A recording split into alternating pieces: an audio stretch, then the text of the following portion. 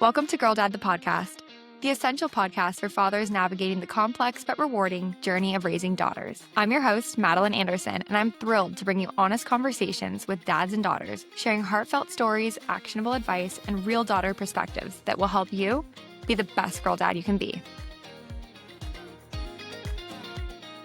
Wayne Schultz, welcome to Girl Dad, the podcast. Hey, well, thank you. Thanks for having me. Of course, thanks for being here. I would love to just kick it off with you introducing yourself, maybe what you do, where you're from, and a little bit about your family.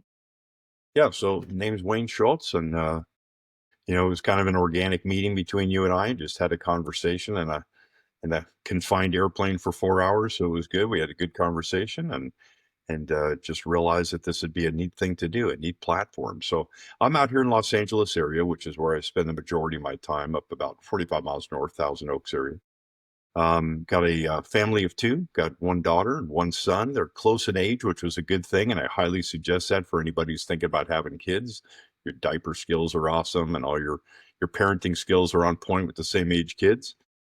Wife and I celebrate our 23rd anniversary, was it 2 days ago? So 28 years together. So I'm beating the California odds by about 400%. So that's good.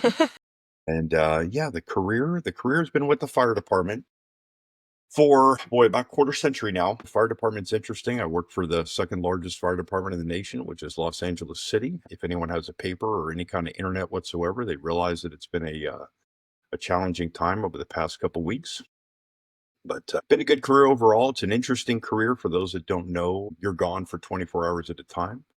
I've got my whole separate life, my whole other locker with different clothes and medications and everything you need, everything you have at your house. I have in a tiny little locker at work, and you live there. It's an organized family, and I spend at minimum 122 days a year inside of that building, which creates conflict, or creates not conflict, it creates challenges when it comes to being a dad and shutting that off and being a parent and being a husband. Luckily for me, my wife's dad was on the same job, same actual rank as me, in same department, and works at the same stations. And he retired years ago, but at least it gave Tracy, the wife, a background and what that was going to be, to disappear for 24 hours at a time, if not longer. Yeah, I've been doing that for 25 years, and I've got just a couple of years left, and then I'll figure out what to do. I don't need another job. I just need something to keep my mind sharp. So I don't know. Maybe I'll sell snow cones in Hawaii or something. I love it. Well, congratulations on your anniversary. Yeah, yeah, it's a good thing. It's a years of compromise. I am not sure how the wife has put up with some of the shenanigans over the years. It's interesting. I know this isn't a marriage counseling channel, but I think a lot of the parent stuff comes into how the marriage plays out. It is a lot of compromise, and my wife and I are not the same people we were when we met. I mean, we were just young kids. We were in our 20s, and now I'm 50. What is it? It's an odd year, so I'm 53, or yeah, I'm 53 this year. So yeah, it's just very different people, and it takes compromise. It takes you to be able to realize when you're right or wrong, and what morals you want to stand on, and do you really need to win every argument, right? Right. No, that's a great point. And I do think that the marriage and, fatherhood do go hand in hand. So any tips and tricks are always appreciated on this podcast. But I would love for you to chat a little bit more about your daughter, maybe how you would describe her, what she's up to. Because as you mentioned, we met on the plane and I was doing some prep for Girl Dad, the podcast, and you saw and immediately noted that you were a girl dad. And that just made me so happy. I think that in today's world, there's a lot of dads out there who are so proud to be a father to a daughter and be a girl dad. And so it was great to hear about your daughter. And I'm excited to chat with her actually in another episode. But yeah, we'd just love to hear a little bit more about her and how you would describe her. Yeah.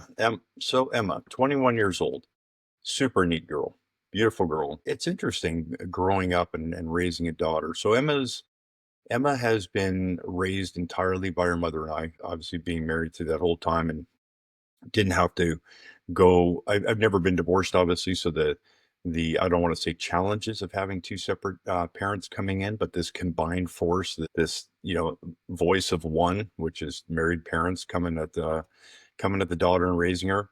It's been good, and she has She has really brought a lot of joy into our lives.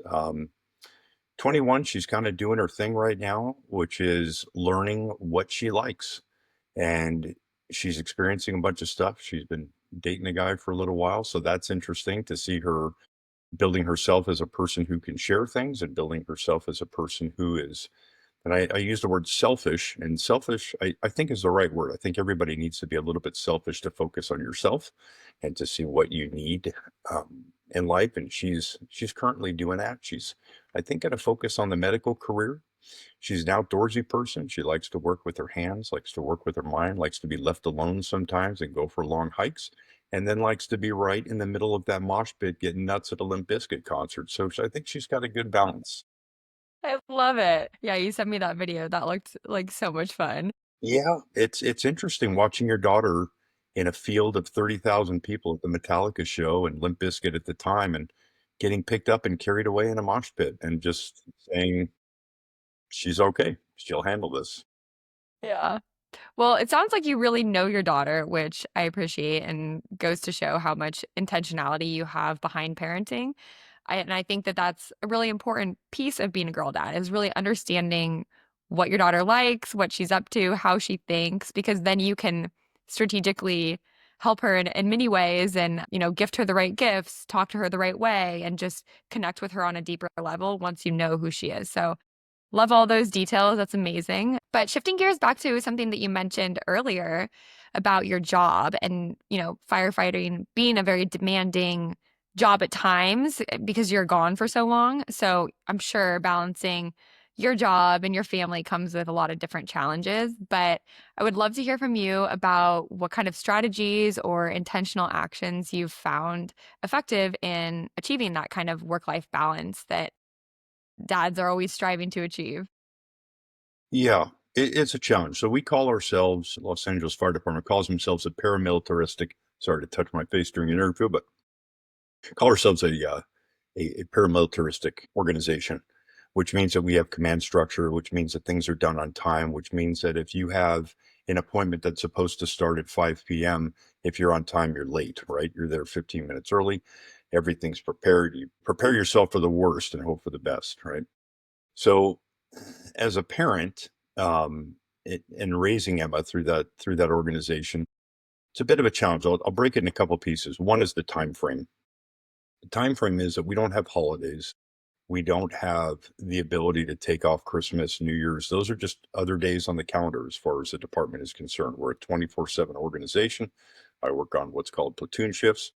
The point of that is that I have missed many birthdays from hers, many holidays. The kids have had many holidays that have happened at the fire station itself.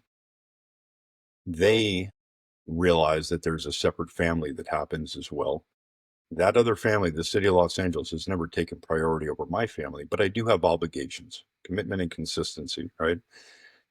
So they see that and they appreciate it over the times. They've had some great fun times at the fire station hanging out, but they see that there is a commitment and consistency element there. As far as coming home after being awake for 24 hours or being awake for several days during brush fires or whatever, coming home, boy, you expect that house to be clean. And those have always been problems, right? Because everything we have on the fire department is clean. And that way we know if it's broken or we know if things are missing. And when you come home and the place is just an absolute pit, it's hard. It's hard to shut that off.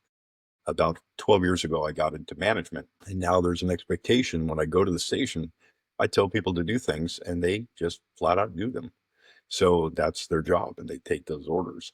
And that's their role at work. So when I tell people, hey, go pick this widget up and move it from point A to point B, they do that. And we can have a discussion later as to why we did that. But right now, you're going to do that. Well, then when you come home to a 6-year-old or a 10-year-old or now a 21-year-old, it's a little bit different. You have to be able to shut that mindset off and learn how to talk to your daughter and understand she is not one of your employees. You are trying to teach her something. She is an empty hard drive or an empty software program that you can train and give them advice and show them the best you can of why we do these things and how they go, how they will assist you in life, being organized and such. But it is hard to shut some of those elements off and to be a proper man, a proper polite person when you come home after being at work for so long. Did that answer your question? Yeah, absolutely. I think one thing that really stood out there is expectations and setting proper expectations for your daughter and for your family when it comes to work life balance. I never tell dads that they should work less and spend more time at home. I think that it's usually unrealistic for the father, and it's also not necessarily going to solve any issues. One of the things that I think does help solve it is by setting proper expectations for your family so that they have clarity and consistency, as you mentioned. But I think it's really important for people to know, for your family to know when you're coming home, what you've got going on, what you're required to do, what your expectations are for work, so that they can, have a better understanding of your timeline, your freedom, your potential time with them, and not have ambiguity in the relationship and feel like you're choosing work over them. If there's clear expectations and clear lines being drawn, then they have an understanding of, oh, dad's at work, he's going to be gone for this much time and he'll be back here and this is when we get to hang out. And it sounds like you have those, that element of clarity and concise lines that you draw. So I think that's really great, and I'm sure that your whole family, especially your daughter though, has appreciated that growing up. Yeah, it's hard to shut some stuff off. There's times when you go on incidents with people that look like your daughter, that are the age of your daughter, that are in similar situations as your daughter.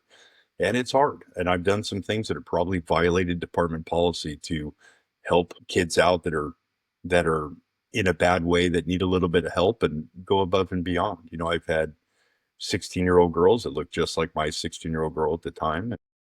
They were driving when they shouldn't be driving, or they were out at night because they borrowed mom's car without mom knowing or whatever, and they get caught. And you got to help them out and understand the position that they're in. There's that old thing, the spirit of the law and letter of the law, right? And just to put yourself in that position to really separate. I guess what I'm trying to say is to really separate that sympathy versus empathy thing. And that didn't really come up until I had a daughter, and you don't realize that empathy portion. You can sympathize for someone's bad position, but until you have that daughter, until you're in that role, it's a different world. Yeah. Do you think that there's any other ways that being a dad to a daughter has changed you as a person or Sure, developed? it's made me softer. Boy, was I was a real pain in the ass when I was younger, and I just didn't really have any care except for what was right in front of you at the moment. And you realize that when you have that little girl comes in your life, that it's an interesting thing. You go to the hospital and you come out of there with a different title, and I don't think people realize that.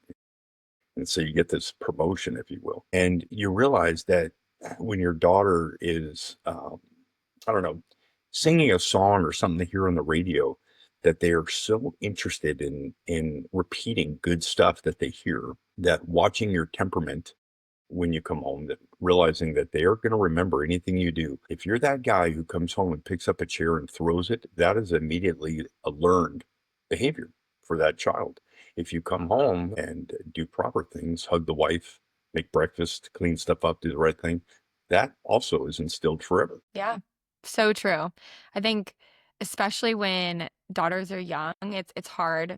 I'm imagining, so I've heard that from the father perspective, you think, oh, she's so young, she might not pick up on these things yet. Once she's old enough to really have conversations, then we can kind of work on shaping her. But you're so right. I mean, kids and daughters specifically, they pick up on everything. And so all these little actions that you decide to take as a father will have an impact, good or bad, as you mentioned. And so being really deliberate about what she sees and what she hears and the actions that she observes is so important for her to developing her sense of character and her sense of right and wrong and honestly even just her personality and her interests in general. I love to hear when dads are very intentional about those things. I think it makes a huge difference. Yeah, I know this isn't a child rearing show. This is more about the daughter dad thing, but involve your daughter in stuff that you do, even if it seems like an adult thing. If you're going to take a minute out to go into the office and you're going to write a bunch of checks for bills that you're going to pay, bring your daughter with you. Show her what that's about. What are you doing during this time? If you're running around the airport trying to find your flight, tell your daughter what's going on. Let her be involved in that process. A, she might see something you don't see, but at the same time, you're teaching skills. And I'll share a quick story with you. I've got a buddy of Yeah. mine whose daughter just turned 16, and he gets her in the car and he gives her the keys and he says, "Okay, we're going to drive to Home Depot." She said, "Where's Home Depot?" And he's like, "The one that's 3 miles away from our house." Well, he never involved her in any of the actions of getting in the car and driving to someplace. It was always her staring out the window and no involvement in it. Instead of learning street names or learning how to get there or whatever, he didn't realize that he had missed all those moments and all that potential for teaching her something of what to do, while driving. You missed all that. So involve your daughter in what's happening. If you want your daughter to be a good person, that is directly on you. And they're there to learn. They want to learn. They want to hear what you've got, good and bad. So true. Yeah, and I think, involving your daughter in your world in general helps her feel included, feel wanted. There's all these amazing internal feelings that come from that beyond just the learning aspect and understanding, the street names, the where to go to the store, understanding how to solve issues at the airport. But I love all those examples because it's not just about inviting her to come golfing with you or play a sport with you. It's about all the little micro moments as well and ensuring that she understands your thought processes and, just going through the motions of day to day life because she picks up on everything. And there's always room for her to learn from you, especially if you're kind of speaking out loud and sharing your thoughts. And yeah, just using every moment as an opportunity to either teach her or get closer with her or understand who she is so that you can show up and be the best dad you can. Yeah. That's really the key too. And I think you touched on that is finding out who she is. If you just keep going through the motions and not asking, "Hey, what music do you like?" Instead of just getting in the car and playing your music, "What music do you like? What do you like to do?" And really involving yourself in who her friends are and what's molding her inside of that is going to change her personality at home. So being involved in her everyday activities is a big thing and not ignoring that. Maybe we're getting off topic a second on that question, but just involving her in your day-to-day operations in the house will really bring up points as to what she's doing in her life as well. Absolutely. No, you're spot on there. Speaking of kind of like the household and involving your daughter, I was just thinking about the parallels between firefighting and teamwork and then family and teamwork. Do you have a sense of that kind of synergy between your crew at work and your crew at home? Do you operate more like a family or is it really, shut off when you get home and switch over as you kind of alluded to earlier? No, my kids hated it. They hated it when they're well, maybe they didn't hate it. Maybe that's your question to ask her, but it's interesting. So we would have all kinds of team building stuff going on at home. We had I gotta remember one weekend they were young, and my son, who's 19, and my daughter, the one we're talking about is 21, the only 2 kids I have. Um, they were probably 6 and 8. So, "Alright, guys, this is what we're doing tonight. We're having an earthquake drill. No one's allowed to go inside the house. We're doing everything outside. So we're going to get you guys to shut off the power, the water, all that good stuff to the house. We're working as a team. We're going to take this that mom is not here to help. Mom's got some kind of problem, and you guys have to work together to get this tent up and running and get this thing going." So it's interesting working with my daughter, working with my son, and watching them try and work as a team to who had what job, who was doing what. Just try to teach them you can't do everything. You can't do everything. And you guys are so efficient if you work as a team to get this done. What are you good at? Bring your skill set here of what you're good at. My son was super good at building stuff. That was his deal. Throw a box of Legos on the ground, he'd make an airplane. Emma was the analytical thinker. So Emma would look at a problem and still does. And Emma would look at the problem and think, 2 minutes from now, what is this going to look like if I do this? And so here we are sleeping in the backyard, and it's because the kids got together in teamwork and put this stuff together and the tent together and the food together and everything. So kind of interesting bringing that team aspect home, not letting them work on an independent basis. We bring them to the airport for flights. Just another quick example, teamwork and tell the kids here's your ID, just like a library card. And here is a printed boarding pass for your airplane. So it's up to you and your brother to get your mom and I on this airplane. So figure it out. And it's just interesting watching them go. If you drag them around, don't work as a team, not effective as a team, they're just going to be followers. So if you get them part of the team and let them know that your actions move this team in one direction or the other, then I think they take it more seriously and they take that team aspect. And it's not about rank, it's not about age, it's about what you bring to the category. And they've all got a little something to bring. I love that so much. I'm taking mental notes for when I have children. I think that especially because you're forcing them to actually take action, not just listen and learn by observing, they remember it so much better, right? It's like that teach back method. If you're trying to study for an exam, the best way to do so is to learn the material and then try to teach it to somebody else so that it really is enforced in your mind. And so from by you challenging your children like that, you're really teaching them how to respond to emergency situations, how to navigate the airport on their own.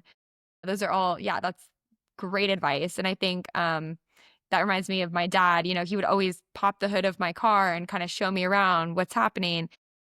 And one day he actually made me, change my oil. And after he had already taught me how to do it before, right? But then when I actually had to go and do it, I was like, wait, am I supposed to, is it here? And he was like, well, like this is why we're doing this because clearly, like, I was paying attention, but again, you remember it so much differently if you're actually doing the actions rather than just being told what you should do in this situation that's very hypothetical and, in the future. So I love that. Yeah, being a team leader is an interesting role, and it wasn't a couple months later that my wife Tracy had an event at the house with her business and had probably, I don't know, 12 women over here as part of the business. And the opening thing was for Emma to walk the women around the house to show them how to shut the utilities off to the house. So here's an 8, 9-year-old girl walking 40-year-old women around the house, showing them how to shut their water off at the street, how to shut their panel off at the street. And Emma was all about it because she doesn't know any different. She doesn't know that what she's doing is taking a team role. It's just become second nature. So if you wait until they're 20 to put them in that position, right? It's that old adage that no one likes public speaking. But if you start that young, they don't know any different. Yeah, and they learn a lot about themselves in the process. Like you said, Emma learned that she was more of the analytical girl solving issues and looking forward and then working backwards and your son's more hands-on and those are things that they get to learn about themselves early on and those are skills that some people have to wait their whole adulthood to figure out, oh, this is more of who I am. But you're giving them the opportunity to kind of reflect on their unique skill set, what their passions are, what they don't like, and be able to shape their future accordingly. Yeah, I think everything we do dovetails into a little something different. And what I mean by that is that if you're a sports person, you play tennis, that may mean that you have some athletic talent in another field, but you wouldn't know that unless you tried tennis. And even if you hate tennis, it might open up doors in other areas, right? And that's how it was for Emma, is that you just take these experiences and those will dovetail into other things. And so, yeah, again, if you just let them sit and play on their phones, they're not going to experience that. I may be the best ice skater in the world. I could be an Olympic grade ice skater that you're looking at right now, but I would never know that because I never went down that road and tried it. So, with Emma, if you just keep pushing these kids into something to do, they could find out exactly what they are good at and what they love and these hobbies. No, that's amazing advice. Speaking of, what are some other pieces of advice that you've given your daughter that you hope she'll remember forever? Well, that's a good question. I guess don't ever let people take advantage of you. Understand when other people believe that they have the upper hand on you. Pay attention to what's going on in your surroundings and be your own best advocate, I think is what we're looking for, right? Conduct your life with commitment and consistency. And if you want something, go try it. Don't quit after the first day and don't think it's good. Nothing is really easy, right? That's worth having. And so get out there and try it. And you are going to have periods of suck where this is just absolutely terrible, but you've got to get through that. So that role of commitment and consistency. And we've had our challenges with that, but that's true with anybody. Nobody's going to knock it out of the park right off the bat. I guess. Ask your question again so I can make sure that I've answered it. Oh yeah, no, just, what's some pieces of advice that you've given your daughter that you hope has stuck? Yeah. Yeah, I think just that follow through portion, just make sure you're not being taken advantage of, follow through on things. Make sure that you can lay there in bed at the end of the night and say, I gave that my best effort. It wasn't for me, but I did give it my best effort and I tried. I love it. And I think it's a really important piece of advice for anybody, but especially women. I think, we can be a little bit softer on ourselves when it comes to these challenges. And I feel like it's more enticing to quit sometimes, but all the growth happens after you've kind of gone over that hump of the challenge, right? And sometimes the end goal or the best answer is to pivot or to change courses, but there's a certain amount of time that you have to spend in that suck, as you called it, in order to grow and to learn and to understand, okay, why am I pivoting? Not just like, oh, this is too hard, let me stop. It's more like, okay, what did I learn while I overcame this challenge? And how can I better support myself for the next challenge that comes around? And I think at the end of the day, we need to prove to ourselves as young women that we are capable of facing these challenges, because then we learn to trust ourselves when it comes to taking the next step and trying new things and feeling good about taking action and learning from it, rather than feeling like we are a failure, or there's all kinds of stories that we can tell ourselves about how we're not capable of doing this next step. But that piece that you mentioned, the follow through, is what prevents any of those stories from forming, and allows us to feel really good about what we've done and pivot accordingly, but learn from it. Yeah. Quitting is simple. That's like one of the easiest things. It's probably one of the oldest professions we have as humankind is just quitting, right? That's the easiest path to go. I think women still, I'm not, I don't want to say this to you and start an argument in another or a discussion in another path, but in the environment that I'm in, women are not oppressed at all. They are encouraged to get into the fire service. In fact, I think they've received an enormous amount of support.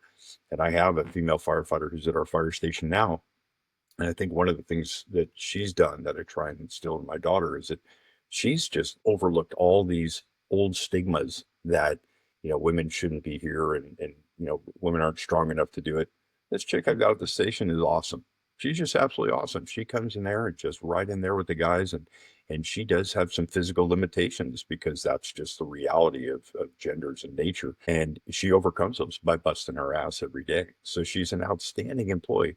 I tried to tell that to my daughter as well. That you can do anything you want to do. It's just a matter of putting your mind to it and understanding that these payoffs sometimes are way down the road, and it is really hard to see. One of the Mhm. most difficult things to predict is the future. But if you want to put your mind to doing this, and this is really what you think you want to do, then go after it. It's hard to tell people to wake up every single day for years. I guess it's like going to college to be a doctor, right? To understand that you're going to go and do all this stuff, and there may be a payoff at the end of it, right? But if that's what you want to do, have at it. On that note, with the kids, is that when you're raising these kids to go attack something, to go do something, and telling my daughter every day, this is what you need to do. It's going to be awesome. Is letting them understand that whatever path you pick is not your last path in life. I started off with many different paths. I used to drive big rigs for Budweiser. Then I wanted to be a cop for a while. Then one day I met this chick, Tracy, and her dad was on the fire department. And he said, I got the best advice for you about being a cop. Go be a fireman. I have no idea what these guys do. Do they really sit around all day? That sounds awesome. So started attacking that position. And now I'm in that chapter of my life. But it's not something I'm going to do for the rest of my life. Well, I hope not. I hope tomorrow's not the last day, but there will be another chapter and another chapter beyond that. I could end up selling those snow cones in Hawaii. I don't know, chapter. But when you talk to your daughter, explain to them that whatever you pick, whether you're going to college, trade school, whatever, this is not for the rest of your life. This is a simple chapter. When you hang out with high performing people that are in whatever role you want to get into, it opens doors to other high performing things. So just attack whatever you want to do. And it's a great story of your life. And if it doesn't work out 5 years from now, while you're doing that job, pick something else and go do it. That's the beauty of America. You can do whatever you want. Yeah. I think that is amazing advice, but specifically for two reasons. One, it instills confidence in your daughter because she feels like, okay, she can do anything she sets her mind to. And that's the kind of confidence that keeps women protected when it comes to comparing themselves to others on social media and all the challenges of today's digital world. When you know who you are and that you're capable of anything, those kinds of traditional challenges are and distractions are just that. They're just distractions, right? They're not real threats to your identity and your, self-worth because you've established that you are capable of doing anything that you put your mind to, and none of that really matters. And then two, you also prevent that freeze period that I think is really common in today's world, especially with younger generations, because there's a lot of pressure, I think, to succeed, especially again with social media and the digital world. You see everyone else thriving. You see them, you know, being super successful in their careers. So that's what you feel like you're expected to do. And I think what happens is there's all of this pressure, and then children just kind of freeze instead of understanding that the path is windy and there's all kinds of different ways to turn and pivot and continue to grow. But they're scared of failing or not getting to that place, so they decide to just not do anything at all. And it's really quite a shame because there's so much potential out there for everybody, but you have to take that first step and then the next step and the next step and not be stuck in that freeze that is honestly a major challenge in today's world. Yeah, and it's unfortunate. We talk about today's world. That really is a blanket statement for a lot of things. But the worst thing about that is this. God, I don't want to sound like an old man, but the internet craze, the fear of missing out, this snapshot, as you referred to, of look how happy these people are. Really, really, is that what we're doing? We're looking at a short on YouTube, or I don't even have Instagram or social media because I just couldn't stand it anymore. These people that they're watching, they're not happy all the time, and it just can't. You can't go through life like that.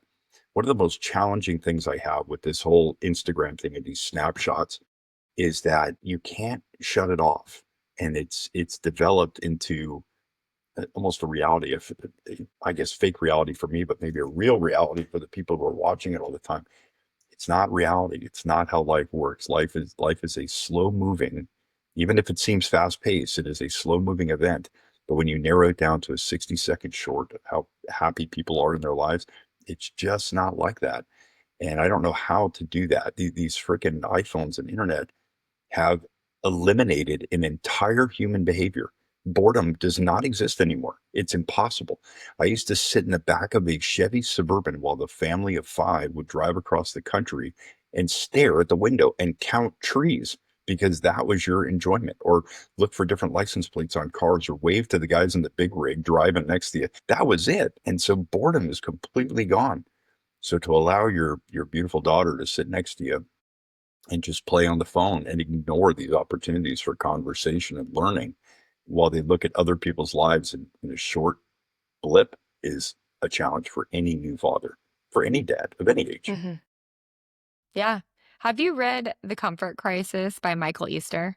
I have not.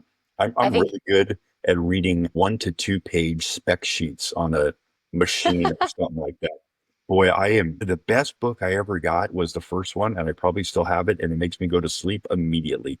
I can't read stuff that long.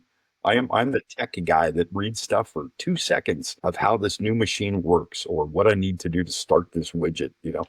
I'm okay, good with that. fair. Yeah. Well, maybe you could try the audiobook version or There something, you but go. I do think you would really like it. The premise of the book is that we're all just too comfortable in today's modern world. We could Postmate our dinner, we could online shop, we could basically just live in our homes and be fine. We could work from home, and everything is just easy for us in today's world. And he talks about how we're missing boredom and how important boredom is for your self growth. You do a lot of reflecting when you're bored. You have a lot of ideas when you're bored. And so the book is kind of it's a juxtaposition between that science, and then also he is going on this hunting trip, and he's, away from any sort of technology or other humans. He's alone and basically just fighting for his life in Alaska. So it's really a fascinating book, and I think it has a lot of underlying themes and lessons about human nature and how we're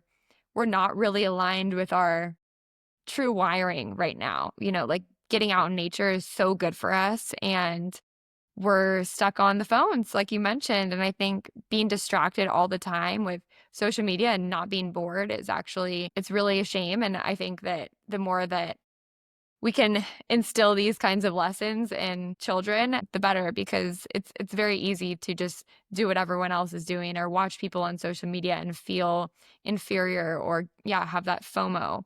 But the more that we connect with ourselves and with nature, the more we have that confidence that we don't need that. So I think it's just yeah, really important lessons that you mentioned. Yeah, and I think during your question set with my daughter is that you'll be able to ask her what are some of the better times of her life. And I really look back and think about the times we'd go camping as a family. And so all of us would pack up our, 65-liter bags and walk. We are blessed that we live in an area where I'm kind of in the interface here where I can disappear out in the mountains pretty quickly. And it's a 12-mile walk from our door down to the beach, but it's through rugged trails and stuff to get down there. Well established trails, but rugged trails. And so we would pack up our backpacks and, little kids have their 20 liters on them. You've got a 65 liter. And for those listening, those are full size backpacks that are the full length of your back that have everything in your life. And when you pack your entire life on your back and realize that if you forget one thing, those other things aren't going to work. So you've got to have everything there. And then you leave the house and you walk with young kids 12 miles down to a campsite and have peace and quiet, no sirens, no streetlights, no nothing down there, and realize that everything on your back is what you've got to survive.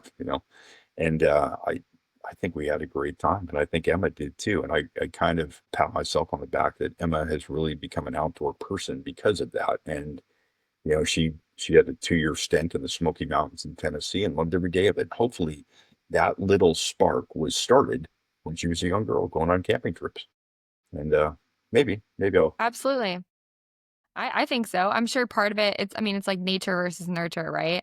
Part of it's probably inside of her. She might just crave that in general, but it was you providing the opportunity for her to go camping and recognize those things about her that probably initiated that drive. So that's amazing. And yeah, my husband now, he took me backpacking for the first time, and I was really scared at first. I did grow up going camping with my dad as well, but we went camping in San Alejo on the beach, so it was very casual. We'd like get up and go to the donut shop across the street. It wasn't like real camping, but we were sleeping in tents and cooking over the fire and just enjoying time with one another without any sort of distractions or digital, apps and everything. But anyways, being out in the wilderness backpacking was the most amazing experience for me because I'm just more of an anxious person. I've done a lot of work on it, but I just run that way. My mind is always just like having a million thoughts at once. And for me, being out in nature with no other humans, no Wi Fi, nothing, and just with whatever I could carry on my back, and you have to be cognizant of the weight as well when you're out there,